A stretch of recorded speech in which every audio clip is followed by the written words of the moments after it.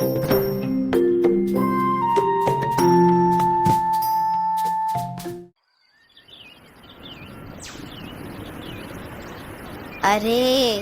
मुझे तो बहुत भूख लगी है, लेकिन क्या करे, घर में अभी थोड़ा भी अनाज नहीं है और अभी इस तेज बारिश में मैं बाहर जाकर अनाज भी नहीं ला सकती। हे ऊपर वाले, अब मैं क्या करूं? काश इस ठंडी ठंडी बारिश में गर्मा गर्म पाव भाजी खाने को मिल जाती तो कितना अच्छा होता। मीनू मौसी के ऐसा कहते ही उन्हें कालू और गोरी के पाव भाजी के ठेले की याद आ जाती है। अरे हाँ, मैं तो भूल ही गई थी।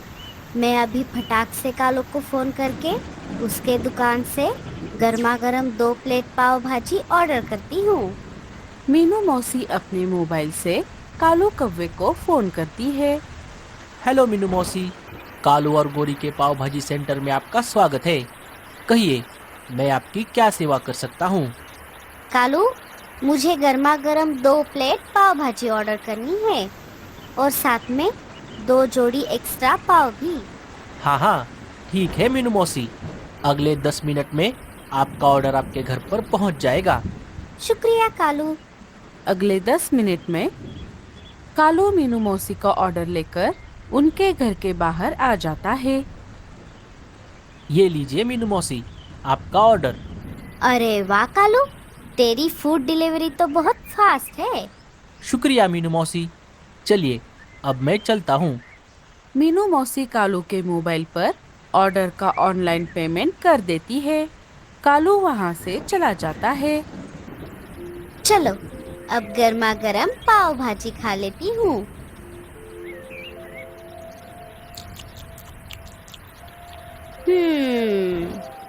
टेस्ट उतना अच्छा तो नहीं है, लेकिन कोई बात नहीं, मेरा पेट भर जाएगा, बस यही काफी है।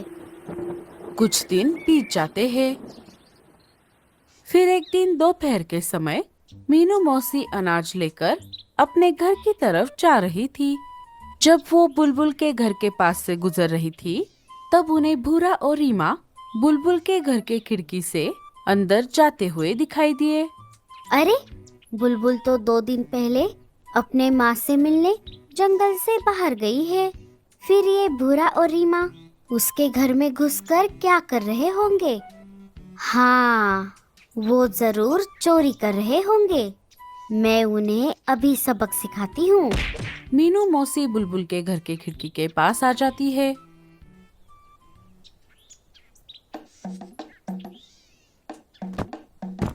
अरे वाह रीमा, आज तो हमारी लॉटरी लग गई।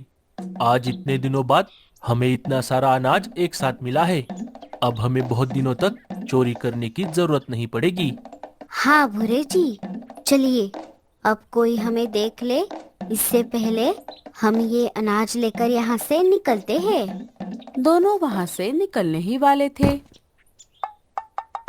अरे अरे अरे, रुक जाओ, कहाँ जा रहे हो? बदमाश कहीं के, तुम दोनों को चोरी करने में जरा भी शर्म नहीं आई? रुको, अब मैं तुम दोनों को सीधा राजा जी के पास लेकर जाती हूँ। वही तुम्हें सजा देंगे। 2-4 महीने जेल में बिताओगे, तब तुम्हें पता चलेगा। नहीं नहीं मीनू मौसी, आप ऐसा मत करो। हम ये अनाज यहीं पर छोड़ देते हैं और यहाँ से चले जाते हैं। हम आपसे वादा करते हैं, आगे से हम कभी भी चोरी नहीं करेंगे। नहीं रीमा, तुम झूठ बोल रही हो। अगर मैंने तुम दोनों को छोड़ दिया तो तुम दोनों फिर से चोरी करोगे। नहीं मीनू मौसी, हमें छोड़ दो। अब आप ही बताओ, हम क्या करें? हमारे पास न रहने के लिए घर है, न खाने के लिए अनाज, और हमें चोरी करने के अलावा दूसरा कुछ आता भी तो नहीं है। अरे तो क्या चोरी करोगे? चोरी करना गलत बात है। अच्छे से मेहनत करो, खुद का अनाज खुद ढूंढो, पसीना बहाकर अपना नया घोंसला बनाओ। और रही बात काम की, तो कल सुबह मेरे घर आकर मुझसे मिलना, मैं तुम्हें काम देती हूँ। ये लो, तुम मेरे अनाज में से थोड़ा अनाज लेकर जाओ। ठीक है मीनू मौसी, आपका बहुत बहुत शुक्रिया। हम आ जाएंगे। रीमा और भूरा अनाज लेकर वहाँ से चले जाते हैं।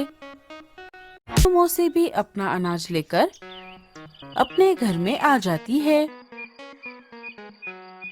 मीनू, तूने तो उन दोनों को बोल दिया, लेकिन अब तुम उन्हें क्या काम दोगी? मीनू मौसी ऐसा सोच ही रही थी, तभी उन्हें बाहर से एक खुशबू आ जाती है।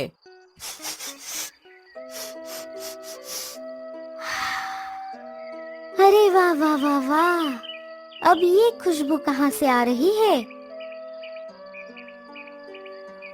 मीनू मौसी घर के बाहर आ जाती है। अरे वाह, ये खुशबू तो लाडो के घर से आ रही है। लगता है लाडो आज कुछ स्पेशल बना रही है। मैं जाकर देख कर आती हूँ। मीनू मौसी समय ना गवाते हुए लाडो के घर में आ जाती है। अरे ओ लाडो, ये तुम क्या बना रही हो? इसकी खुशबू पूरे जंगल में फैल गई है। मीनू मौसी, आज मैं पाव भाजी बना रही हूँ। बहुत दिनों से मेरा और बच्चों का पाव भाजी खाने का मन कर रहा था। अच्छा, तो ऐसी बात है। लेकिन सच में लाडो, इसकी खुशबू बहुत दूर दूर तक जा रही है। अगर खुशबू इतनी अच्छी है तो पाव भाजी कितनी अच्छी होगी। शुक्रिया मीनू मौसी। रुकिए, मैं अभी हम सब के लिए पाव भाजी की प्लेट्स लगा देती हूँ। लाडो सबके लिए पाव भाजी की प्लेट्स लगा देती है। सारे पाव भाजी खाने लगते हैं।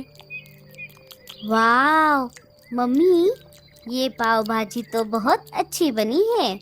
हाँ मम्मी, ये पाव भाजी कालू मामा के दुकान से भी अच्छी बनी है। पिंकी के ऐसा कहते ही मीनू मौसी के दिमाग की बत्ती जल जाती है। सच में लाडो, ये पाव भाजी बहुत बढ़िया बनी है। तुम एक काम क्यों नहीं करती? तुम भी कालू और गोरी की तरह अपना एक पाव भाजी का दुकान शुरू करो। अरे नहीं नहीं मीनू मौसी, ये सिर्फ बोलने में आसान लगता है। असलियत में दुकान लगाना बहुत मुश्किल का काम होता है। और मैं अकेली दुकान कैसे लगाऊंगी? बल्लू जी तो काम के सिलसिले में बाहर रहते हैं और मेरे बच्चे भी अभी बहुत छोटे हैं। अरे लाडो, तुम्हें अकेले दुकान लगाने को कौन बोल रहा है? तुम्हें दुकान लगाने में मैं मदद कर दूंगी और दुकान के काम में हाथ बटाने के लिए मैं तुम्हें 2 पंछी भी दूंगी। वो सब तो ठीक है मीनू मौसी, लेकिन कालू भैया और गोरी भाभी का क्या? अगर मैंने उनकी तरह पाव भाजी का दुकान लगाया तो उनके ग्राहक कम हो जाएंगे। अरे लाडो, तू इतना मत सोच। सबका अपना अपना हिस्सा होता है। ठीक है मौसी, अगर ऐसी बात है तो मैं तैयार हूँ। मेरी इस दुकान से बल्लू जी को बहुत मदद मिलेगी। चलो फिर हम सब काम पर लग जाते हैं। सारे काम पर लग जाते हैं। मीनू मौसी भूरे और रीमा को लाडो के पाव भाजी के दुकान पर काम दे देती है। देखते ही देखते लाडो का पाव भाजी सेंटर शुरू हो जाता है। धीरे धीरे ग्राहक भी आने लग जाते हैं। अरे वाह लाडो, तुम्हारे पाव भाजी का तो जवाब नहीं। हाँ लाडो आंटी, ये पाव भाजी तो बहुत टेस्टी बनी है। कुछ दिन ऐसे ही बीत जाते हैं। देखते ही देखते लाडो के पाव भाजी की दुकान पूरे जंगल में फेमस हो जाती है। दूर दूर से पंछी आकर लाडो के दुकान की पाव भाजी खाने लगते हैं। इससे कालू और गोरी के सारे ग्राहक लाडो के दुकान पर आने लगते हैं। अजी, अब हम क्या करेंगे? इस लाडो ने तो हमारा पूरा धंधा चौपट कर दिया। हमारे सारे ग्राहक अब उसके दुकान पर जा रहे हैं। कोई बात नहीं गोरी, सबका अपना अपना हिस्सा होता है। ऐसे कोई भी किसी के भी ग्राहक नहीं छीन सकता। अब हमें थोड़ी और मेहनत करनी पड़ेगी। इधर चील के इलाके में अरे ओ बटले, मुझे बहुत भूख लगी है। जल्दी से जाकर मेरे लिए कुछ खाने को लेकर आ। सरदार, आप अभी मेरे साथ चलिए। आज मैं आपको ऐसी चीज खिलाऊंगा जिसे खाकर आप उस चीज के दीवाने हो जाओगे। अच्छा, तो ऐसी बात है। चल फिर। बटला सरदार को लेकर सुंदर जंगल में आ जाता है। वो उसे लाडो और गोरी के पाव भाजी के दुकानों के पास लेकर आता है। बोलिए सरदार, आपको कौन सी दुकान पर जाना है? उस लाडो चिड़िया के दुकान पर बहुत सारे ग्राहक दिख रहे हैं। इसका मतलब वहाँ की पाव भाजी खाने में बढ़िया रहेगी। चल, हम वही चलते हैं। दोनों लाडो की दुकान पर आ जाते हैं। अरे ओ चिड़िया, जल्दी से हम दोनों के लिए गर्मा गर्म 2 प्लेट पाव भाजी लगा दे। लाडो दोनों के लिए पाव भाजी की प्लेट्स लगा देती है। थोड़ी ही देर में दोनों पेट भर पाव भाजी खा लेते हैं। थोड़ी देर बाद पाव भाजी खत्म करके दोनों बिना पैसे दिए वहां से जाने लगते हैं। तभी रीमा उन्हें रोक लेती है। अरे अरे, तुम दोनों बिना पैसे दिए कहाँ जा रहे हो? तुम दोनों के 200 रुपए हुए। क्या क्या कहा? 200 रुपए? क्यों रे कवि, तू हमसे पैसे मांगेगी? अगर तुझे ये दुकान ठीक से चलानी है तो तू हमसे पैसे मत मांग। और हाँ, अब से हम यहाँ रोज आएंगे। हमें ऐसे ही रोज पाव भाजी खिलाना, वो भी बिना पैसे के। चलिए सरदार। इतना बोलकर दोनों वहां से चले जाते हैं। कुछ दिन ऐसा ही चलता रहा। बटला और सरदार रोज आकर बिना पैसे दिए पाव भाजी खाने लगे। फिर एक दिन मीनू मौसी ने उन्हें बिना पैसे दिए पाव भाजी खिलाने से मना कर दिया। उस पर वो दोनों गुस्सा हो गए और दुकान की तोड़ फोड़ करने लगे। नहीं नहीं, आप दोनों ऐसा मत करो, मेरे दुकान को मत तोड़ो। दोनों दुकान को तोड़कर वहां से चले जाते हैं। अरे वाह, ये तो बहुत अच्छा हुआ। सांप भी मर गया और लाठी भी नहीं टूटी। बेचारी लाडो, हमें उसकी मदद करनी चाहिए थी। उसके साथ बहुत बुरा हुआ। कुछ दिन और बीत जाते हैं। इधर फिर से चील की लेकिन सरदार, हमने तो उस चिड़िया का दुकान तोड़ दिया। अब हम कहाँ से पाव भाजी खाएंगे? अरे बटले, क्या तू भूल गया? सुंदरबन जंगल में पाव भाजी का एक और दुकान है। चल, हम वहां जाते हैं। दोनों वहां से निकलकर నీకోసం రిప్లై కూడా ఇవ్వని అమ్మాయిల్ని ఫాలో అవుతున్నాం. ఒక్క మెసేజ్కి అవర్స్ వెయిట్ చేయాలి. అయ్యో నాతో మాట్లాడరా, నేను కనెక్టర్. सीधा कालू और गोरी के पाव भाजी की दुकान पर आ जाते हैं। अरे ओ कौवे के पिल्ले, जल्दी से हम दोनों के लिए 2 प्लेट पाव भाजी लगा। दोनों वहां पर भी भरपेट पाव भाजी खाने लगते हैं। पाव भाजी खाने के बाद दोनों बिना पैसे दिए वहां से भी जाने लगे। तभी कालू उन्हें रोक लेता है। चील भाई, हमें ये पाव भाजी बनाने में बहुत मेहनत करनी पड़ती है और इसका ज़्यादातर सामान हमें बाहर से खरीद कर लाना पड़ता है। अगर आप ऐसे ही बिना पैसे दिए जाओगे तो हमारा नुकसान हो जाएगा। इसलिए आपको पैसे देने पड़ेंगे। क्या क्या कहा? पैसे? क्यों रे कौवे के पिल्ले, क्या तुझे पता नहीं हमने उस लाड़ो के दुकान का क्या हाल बनाया था? क्योंकि उसने भी तेरी तरह पैसे मांगे थे। वो सब मुझे पता है चील भाई, लेकिन ये तो हमारे साथ अन्याय है। आपको पैसे देने ही पड़ेंगे। लगता है तू ऐसे नहीं मानेगा। चील और बटला कालू के भी दुकान की तोड़फोड़ करने लगे। ये सारा नजारा लाडो, रीमा, भूरा और मीनू मौसी लाडो के घोंसले के बाहर बैठकर देख रहे थे। जैसे ही उन्होंने देखा कि चील और बटला कालू और गोरी के दुकान की तोड़फोड़ कर रहे हैं, वो सारे वहां पर आ गए।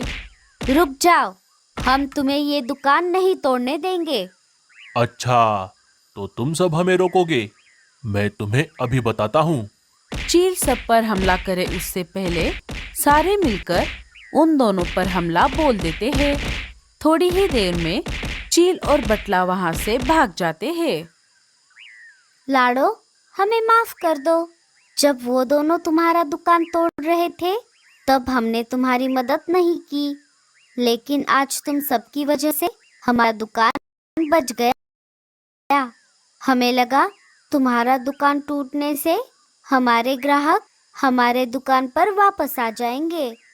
दोस्तों, अब ये सब जाने दो। अब हम सब मिलकर एक साथ एक ही दुकान लगाते हैं। जो भी पैसे मिलेंगे हम सब में बराबर बांट लेंगे। देखते ही देखते सारे मिलकर एक बड़ा सा पाव भाजी का दुकान लगा लेते हैं और सब हंसी खुशी से रहने लगते हैं।